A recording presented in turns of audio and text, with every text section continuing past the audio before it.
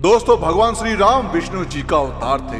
भगवान को नारद जी ने उनके छल से क्रोधित होकर एक श्राप दिया था, जिसके कारण उनको भगवान श्री राम का रूप धारण करना पड़ा था। भगवान हो या इंसान, उन्हें उनकी गलती की सजा जरूर भोगनी पड़ती है। तो आइए आज हम आपको बताएंगे किस कारण माता सीता को श्राप मिला और उन्हें पति वियोग भोगना पड़ा, और वह श्राप किसने दिया था। दोस्तों, एक कथा के अनुसार माता सीता अपने बगीचे के अंदर भ्रमण कर रही थी। भ्रमण करते समय उनकी नजर एक पेड़ पर बैठे तोते के जोड़े पर पड़ी। वह सीता जी के भविष्य के बारे में बातें कर रहे थे। यह सुनकर माता को बहुत ही आश्चर्य हुआ। उनके मन में अपने भविष्य के बारे में और अधिक बातें जानने की जिज्ञासा हो गई। माता सीता ने अपने महल के पहरेदारों को बोलकर उस जोड़े को बंदी बना लिया और अपने भविष्य के बारे में अधिक जानकारी लेने लगी।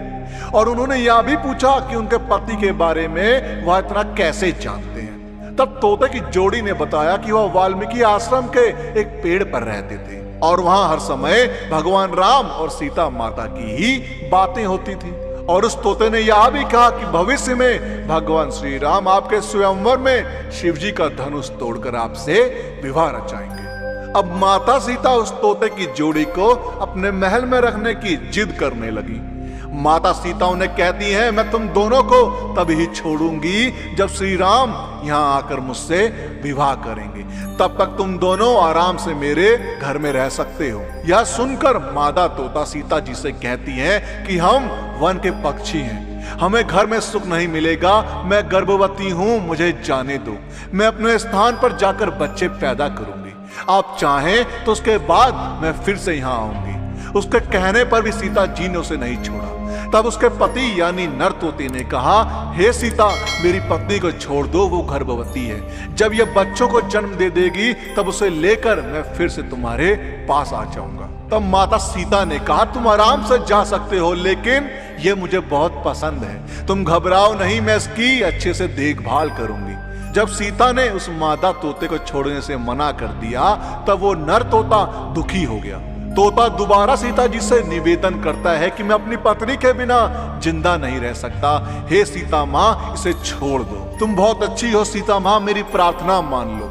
इस तरह उसने सीता जी को बहुत समझाया, लेकिन सीता ने उसकी पत्नी को नहीं छोड़ा।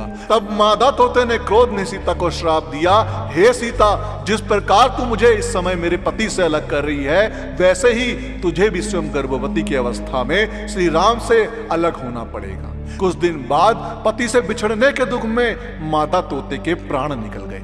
पत्नी की मौत हो जाने पर नर पक्षी दुखी हो गया। फिर वह सीता जी से बोला कि मैं मनुष्यों से भरी श्री राम की नगरी अयोध्या में जन्म लूंगा। मेरे ही कारण तुम्हें पति के वियोग का दुख उठाना पड़ेगा। यह कहकर वो वहां से उड़ जाता है। और कहा जाता है वही नर तोता उस धोबी के रूप में जन्म लेता है और माता सीता के चरित्र पर सवाल उठाता है, जिस कारण माता सीता को श्री राम त्याग देते हैं और उन्हें अपनी गर्भ अवस्था के समय अपने पति से दूर रहना पड़ता है। दोस्तों, आपका रामायण से जुड़ी इस घटना के बारे में क्या कहना है, हमें कमेंट्स के माध्यम से जरूर बताएं। और इस वीडियो का पार्ट 2 चाहिए हो तो कमेंट्स में पार्ट 2 जरूर लिखें। और साथ ही साथ अगर आपको हमारी आज की वीडियो पसंद आई हो तो टारगेट रखते हैं 5000 लाइक। अब 5000 लाइक इतने ज्यादा तो है नहीं, तो उस वीडियो को लाइक और शेयर करना ना भूलें। और जिन लोगों ने अभी तक हमारे चैनल को सब्सक्राइब नहीं किया, उनसे मेरी गुजारिश है कि हमसे जुड़े रहने के लिए और ऐसे ही और भी वीडियोस देखने के लिए हमारे चैनल को सब्सक्राइब जरूर करें।